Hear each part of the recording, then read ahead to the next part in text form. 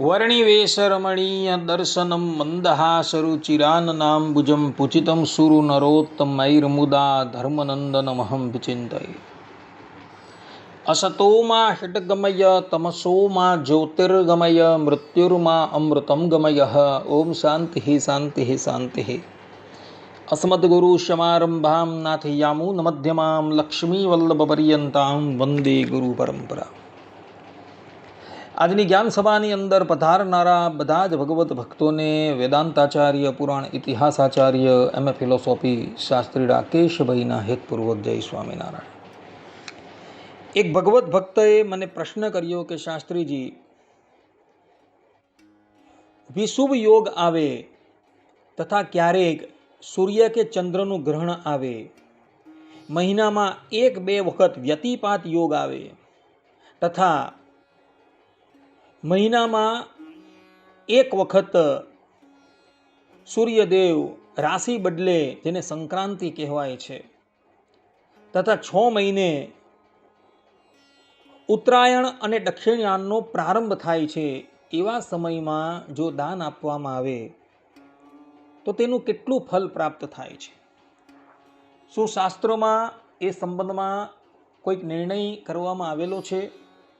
ત્યારે અમે એને કહ્યું કે હા, મહાભારતના આશ્વમેધિક પર્વ અધ્યાય 92માં એ સંબંધમાં ભગવાન શ્રી કૃષ્ણએ પોતાના સ્વમુખે આવા પવિત્ર યોગમાં દાન કર્યાનું અક્ષય ફલ બતાવેલું છે. ત્યાં ભગવાન શ્રી કૃષ્ણ મહારાજા યુધિષ્ઠિરને ઉદ્દેશીને કહે છે કે શૃણુષ્વ રાજન વિસુવે સોમાર્ક ગ્રહણેશુ ચ વ્યતિપાતે અયને ચૈવ દાનમ સ્યાદ અક્ષયમ ફલમ. अर्थात कि हे राजन, विषुव योग में सूर्य ग्रहण और चंद्र ग्रहण के समय, व्यतिपात योग में तथा उत्तरायण या दक्षिणयान आरंभ होने के दिन तथा संक्रांति के योग में जो दान दिया जाता है वह अक्षय फल देने वाला होता है.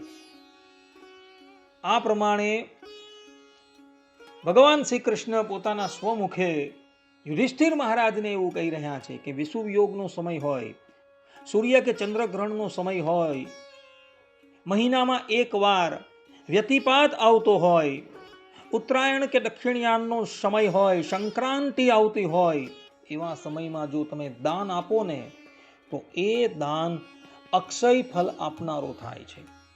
મનુષ્ય પોતાના જીવન દરમિયાન એવા કર્મ કરતો હોય છે કે જે કર્મથી એણે કરેલું પુણ્ય ધોવાઈ જતું હોય છે.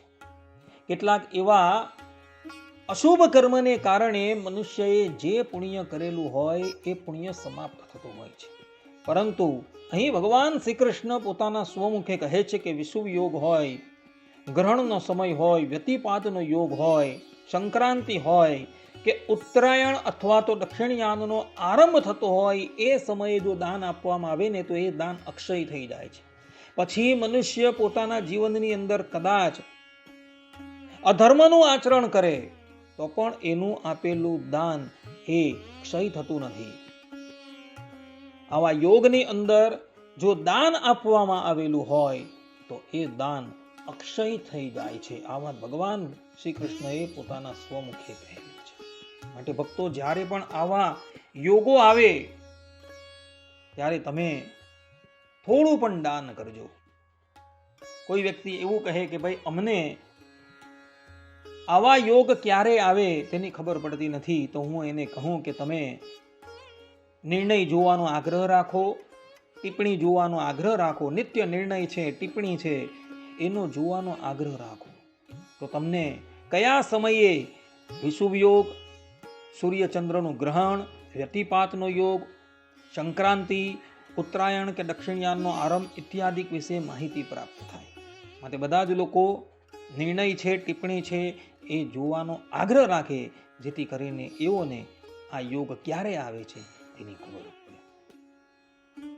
આટલું કહીને હું મારી વાણીને અહીં વિરામ આપું છું. સર્વે સંતુ નિરામયઃ, સર્વે સુખીનો ભવંતુ, સર્વભદ્રાણિ પશ્યન્તુ, મા કશ્ચિદ દુઃખ ભાગ ભવેદ. અસ્તુ.